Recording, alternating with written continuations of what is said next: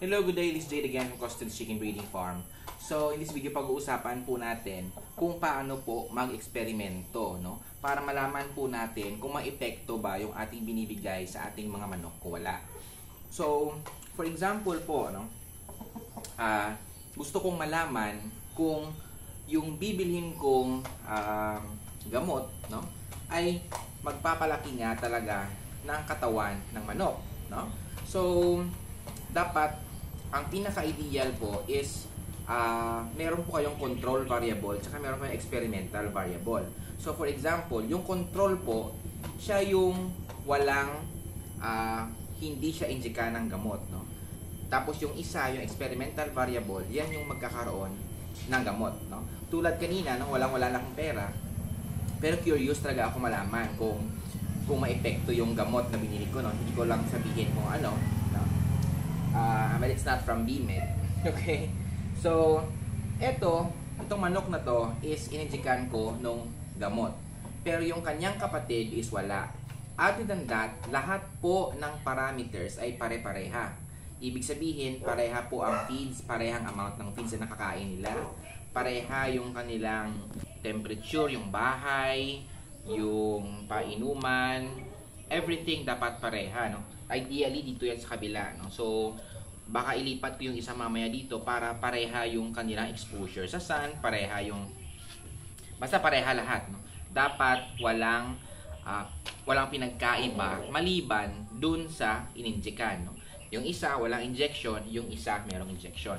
So after mga few weeks, no, saka natin i-check or evaluate yung kanilang performance, no?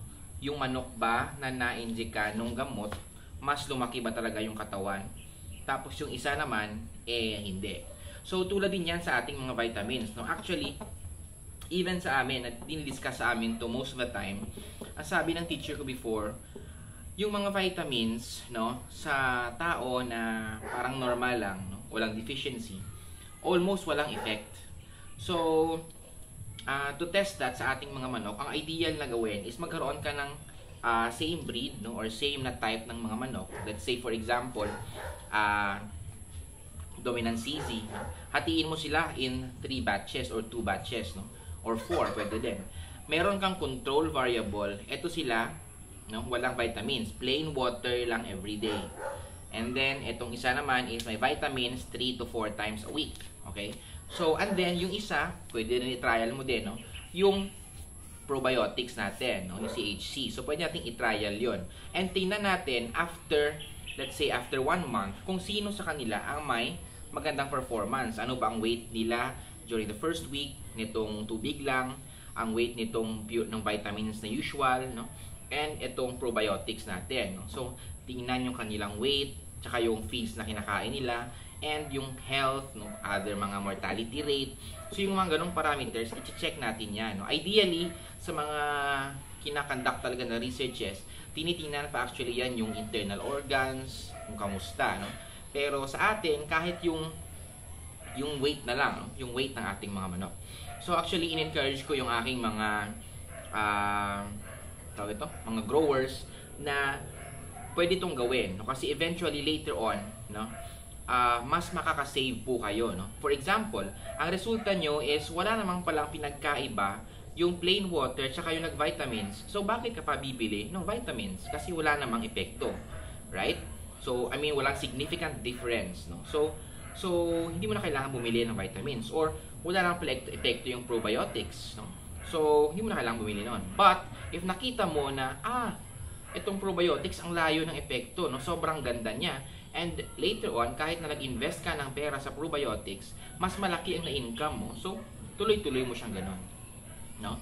So actually personally yun din ang gusto kong gawin, no, but considering yung time, no, hindi ko pa siya nagagawa, no, and may times din na pinagawa ko siya pero hindi reliable yung mga results, no.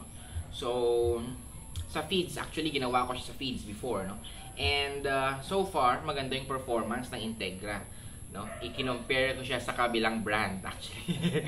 So kaso ang problem ko lang noon is hindi siya na finalize, no, during the last weeks, no. But kaya ayoko munang mag-conclude doon, no? Pero so far, maganda naman yung performance ng Integra doon. But then, it's up to you, no? Yun encourage ko kayo, no? When you're into, when you're into production type, no? Conduct experiments, no? Vitamins, magbigay ba ng vitamins, magbigay ba ng probiotics, no? Lalo na yung mga probiotics na sobrang mahal, no? Yung mga umabot ng 30 pesos, no? So, worth it ba talaga sila? Or possibly baka hindi naman worth it pala, no? So, wala din. Yung iba, ginagawa ng iba is kinukumpara yung before antibiotics or before probiotics sa ngayon, no? Ang problem kasi noon is baka may mga other factors na hindi parehas. So, ang pinakamaganda talaga is a side-by-side experiment, no? Side-by-side experiment, same breed, same feed, same amount of everything. And ang pinagkaiba lang is yung pinag-eksperimentuhan na variable, no? So, whether it be feeds, no? For example, comparing feeds, no? Dapat same breed, same amount, no? And kumpara mo yung other feeds, no? Other brand na booster sa Integra, no? Or broiler feeds versus Integra. So, yun, pwede mo i-compare para malaman kung saan ka ba talaga mas makakatipid or saan yung mas magandang performance. So, yun po, no? Kasi iba sa atin sasabihin na epektibo talaga yung ganito, no? Though wala kang evidence, no? Marami kang confounding variables or marami kang confusing variables, no?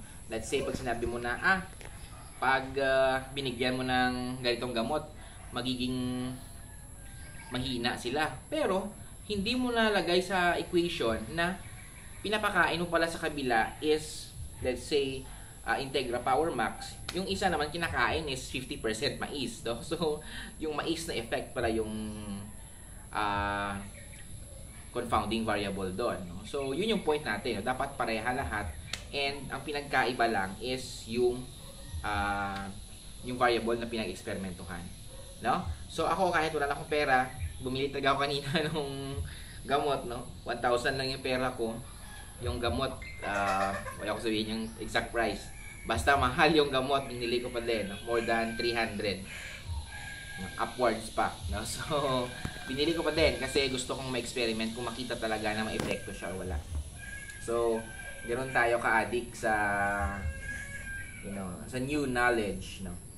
Kasi iba dyan, advertisement na naman yan, wala kang epekto, no? So, kailangan natin malaman kung may epekto ba yung binibili natin o wala. Okay? So, this is Jade again for Custard Chicken Breeding Farm. I hope you learned something. Good day.